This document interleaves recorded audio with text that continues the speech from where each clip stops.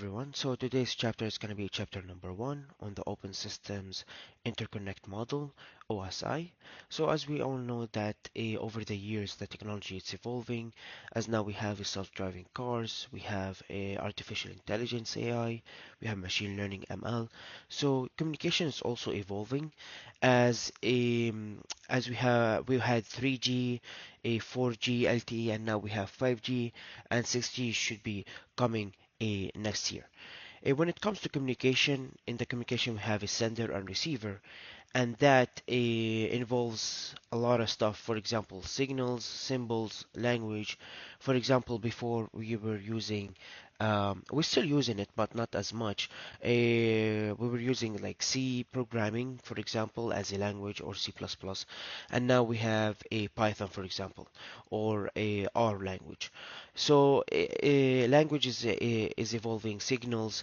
Now we have a much better Wi-Fi as we had before AX, and now we have Wi-Fi 6, and we are already planning to have a Wi-Fi 7. So Open Systems Interconnect Model, OSI, there are a lot of communication protocols, but they were not the standard protocols. Actually, there are like the de facto protocols in which people start using it. It's not the standard, but a lot of people were using it, so it became like a standard, which they call de facto. We had a lot of communication protocols. For example, we have the ARPANET, we have AppleTalk, Ethernet. So, and here we have the NSFNet, but mostly we are using the TCP/IP protocol. So basically, where does the TCP/IP fit? So the IP and TCP is two different things. IP is usually on the network layer, and the TCP on the transport layer. IP is when we give the IP address, which is the Internet Protocol address. A TCP, it's a transmission control protocol, which goes to the transport layer. So we have an address and then transport layer, and then it goes to the upper layers. So basically, there are two different protocols that each protocol works on different layer. So here we have the OSI layered model. Um, a good way to memorize it, an easy way, I learned it in college, that you have application, presentation, session, transport, network, data link, and physical. Sometimes it's hard to remember. So the way that I used to remember it is all people should try new Domino's pizza. It's easy. So you start from the application all the way down, but this one is the layer number 1, and this one is sorry, this one is layer number 7, and this one is layer number 1. So you always start with the physical. So again, an easy way to remember it is all people should try new Domino's pizza. So that's a way for me that I used to remember it. So let's go layer by layer. So here we have the physical layer. The physical layer is the actual communication layer. So for example, you have an Ethernet cable. The cable falls under the physical. So here we have how bits are represented on the medium. It's a wiring standard. We have different wires that we are going to be talking about. Physical topology we are going to be talking about also in the upcoming chapters and lectures, where you have bus, you have full mesh, half mesh, star. So you have multiple physical topology in here. Here we are talking also about the bandwidth usage, the multiplexing devices there. So we have a lot of stuff in the physical layer. We can move on to the data link. So leaving the physical layer for now, we want to turn our attention to the data link layer. So the data link refers to actually point-to-point connection. So on machine to another, basically. That's why we have it point to point. It can also be point to multi-point as well, but let's keep it simple for now. So the purpose of this layer is to keep local traffic local, like locally. So to do this, it uses something known as a MAC address. The MAC address is a globally unique number that ensures that frames received are only proceed when their destination MAC address matches the one that's receiving the machine. So for example, each PC and each laptop, if you have the Ethernet cable, or anyway, if you have like the internet modem there, you have a unique MAC address that it's only assigned for this physical machine. So, for example, you have a PC, you have Ethernet, and you want to connect that Ethernet. So, if you do a ipconfig on Windows or ifconfig on Linux, you will see the MAC address for your device, which is a unique number that we ensure that, hey, we send it to that MAC address, or it should be to that destination, so we make sure that it's receiving to the machine that we want. So this is a way to maintaining the logical link control, which is LLC. That keeps the machine from processing all the electronic signals that might be coming from the other machines on the network. It might be multiple networks. So the MAC address is also known as the Ethernet address, as well as the physical address. That's why I told you, when you have an Ethernet, you can connect that cable there and you can see the MAC address of your a device. So here we have MAC, here we have LLC. So it's basically point to point or point to multiple machines. Here we have the network layer. The network layer is where we assign the IP addresses. So for example, you have a source IP address, you have a destination IP address. So you start building the IP address and you start building the headers in the on the network layer. So here you have the logical address. So logic is like you can have multiple addresses, you can have virtual address, you can have multiple address for this machine. You can have for example, you can install Linux on your machine and you will have two different addresses. So that's why we call it logical address. Is not a physical like in the data link where you have MAC and it's not going to change. It's a unique address. So this one, it can change and you can change the IP address as well. So here we have switching, here we have the connection services, bandwidth, and the route discovery. All that happens in the network. So we can go now to the transport layer. The transport layer is where the prepared for transfer to repack the each group, which is going to be 1500 bits into segments with headers fields. So here we have the TCP or UDP. So for example, the TCP is where we have acknowledgements between the two machines. UDP is just whenever I'm ready, I will send it. If it gets there, it gets there. If it doesn't, if it does not, I don't care. TCP, no. TCP here we are doing to make sure that the packet is received and we get an acknowledgement that, hey, yes, I received the packet.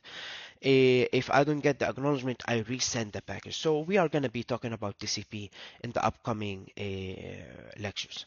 But for now, you just need to know that on the transport layer, we have TCP, UDP, we have windowing, we have buffering, and so on.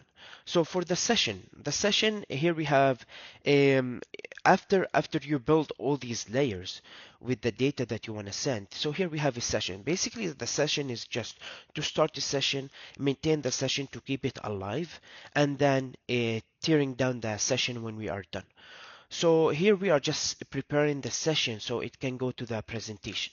So in the presentation, basically here we have the data formatting and we have here encryption. So for example, let's say we have here another layer. So it will go from the application all the way to physical. The physical will be connected to another physical and goes all the way up. So here we have an encryption, and then you can encrypt the data, and then here you will have decryption, for example.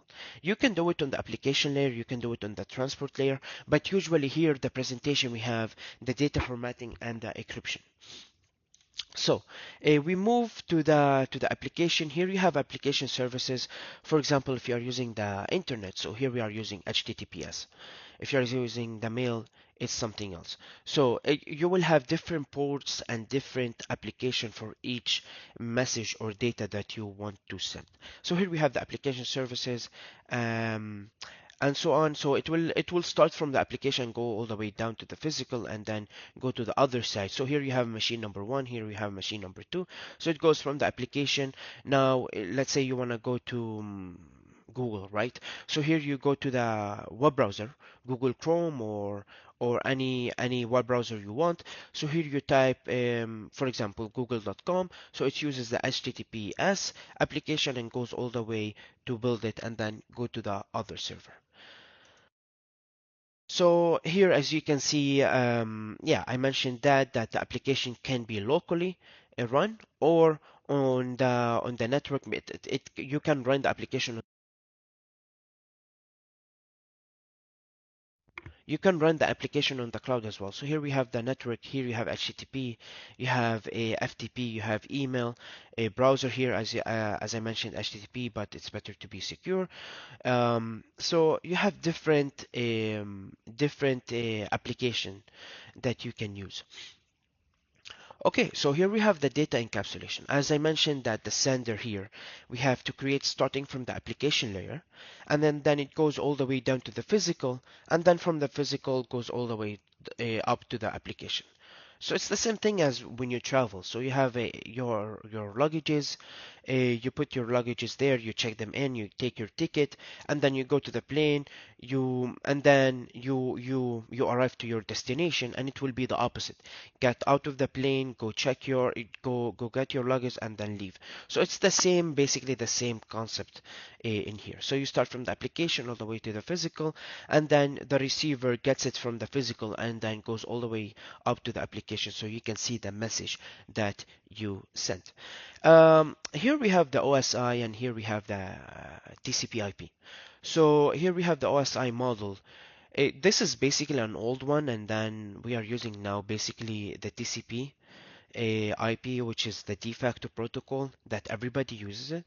So here we have application presentation session. It falls under the application layer on the TCP IP stack. A transport is the same as transport here. Network, since here we are giving the IPs, they change it to internet. So here you have internet, which is internet protocol, and internet IPs there. They combined also the data link and the physical together to network interface. So you go from OSI, where you have a 7 layers, to 4 layers. You have application, transport, internet, and network interface. Now, for different layer, it performs different functions. So, for example, on the physical data link, network, and transport, you have different a format for the packet. So for the physical, you read it as bits. For the data link, you read it as frames. Network, we are assigning the IPs there. So you give an IP to that destination. So here it turns to packets, and then transport, it turns to segments. So here we have the protocol data unit, which is the PDU, that it has different set of metadata fields. So that's why it has different functions for each layer. So here we have bits for physical, data link frames, network is packets, and transport is segments. So let's look on when we send the signal from the network interface card onto the transmission medium. So here we have an Ethernet cable, basically. So the Ethernet cable, here we have 8 pins. So the first pin is this one. You have a orange with white. Here you have orange, green with white, blue and white, green, brown and white, and brown. So here you have from 1 to 8. So basically when you transmission a signal, the outbound will be on pin number 1 and pin number 3, and then on the receiver side it receives the packet, or receives the segment, because it's coming as a transport layer. So it receives the segment as a 2 to 6. So here we have a orange, and then here we have the green. So it receives the signal on these pins. These are very important if you are trying to do the CompTIA network exam. They will give you this picture and tells you, hey, organize the cables on how it should be, because some for, let's say you have camera system on in your house and you want to connect it, so they will give you an Ethernet cable and they give you this a plastic piece. So then you need to organize the cables and then just insert it and then clip it. So that's how you have an Ethernet cable. Or if you wanna, just buy a 1 feet or 2 or 3 feet cable, it will come ready with that with everything. But if you need to build the cable by yourself, you have to memorize the numbers, which is very important. Sometimes they exam you in the CompTIA network exam. Moving on the Windows concept. Windows concept is used to reduce the overhead. So basically here window number one, as I mentioned, so here basically we are using something similar to TCP. So where we have segment one, we send the segment one in there, and the receiver send an acknowledgement that hey, I did receive the packet. Thank you. And then here we have Windows 2 and 4. So it will be different windows, so we can reduce the overhead when it comes to network and sending packets back and forth. So now here on the network layer, we have a metadata address field. So as you can see here, we have the IP option here, where we can put the IPs. Here we put that destination address, source address. Here we have TTL is basically the a time to live packet. So you can put a certain time to live packet in there in order to receive to get to the receiver side. Here you have a protocol, which protocol you are using. For example, here you have the ID, the identification. Here you have the version, which is IPv4, IPv6, the header length, the type of service, total length, the IP flags. Here it's for the checksum. Here you have the header and IP flags. When you are using the TCP protocol, it will send the acknowledgement that hey, I didn't receive this packet. So you resend it again, because when you decrypt it, it has to, or decapsulate it, it has to be encapsulated on the receiver side. So here, each of the horizontal rows in this diagram represent 32 bits of information. So here we have 32, 32, 32 of information that you can insert there. The vertical lines are separated by the variable data field from each other. Um, so each field contains a bit sequence that tells the TCP IP device how to handle the packet. So that's why we are separating. So for example, for the version, as I mentioned, that the machine whether tells it's IPv4 or IPv6, which is very important because IPv6 is different system there. So that's when we have a network layer. So when it comes to transport layer, here we have, you see, it's different. So here you have the acknowledgement number, and here you have the sequence number. So you can have each packet has a sequence number, that packet number one is sent, packet number two is sent, and if a two is lost, it will send an acknowledgement that hey, I didn't receive number two, so it will resend it. That's why sequence numbers is very, very, very important when it comes to TCP protocol. So for this segment, we notice that we have the addresses. It uses the port number. So the port number is the way to identify the application that either generated the data or is receiving the data. So we have the source port. So here it says that hey, we are using HTTP 3.443, for example, or HTTP, which is port 80. So here it tells you which application you are using. So for example, for the web server, as I mentioned, that we see number 80 there as source port, which is we are using, for example, a different application there. So that's how the transport layer looks like. So here we have a transport layer, the user data protocol, which is UDP. UDP is way faster than TCP because you are not establishing a channel with the receiver. UDP is just whenever I'm ready, I will send it, and I don't care if the receiver received it or not. There is no previous channel or assigned channel between the source and the destination. So UDP is way faster, but it's not a reliable method. If you are sending data that you don't care if it gets to the server, for example, yeah, you can send it to UDP, and it's much faster than TCP.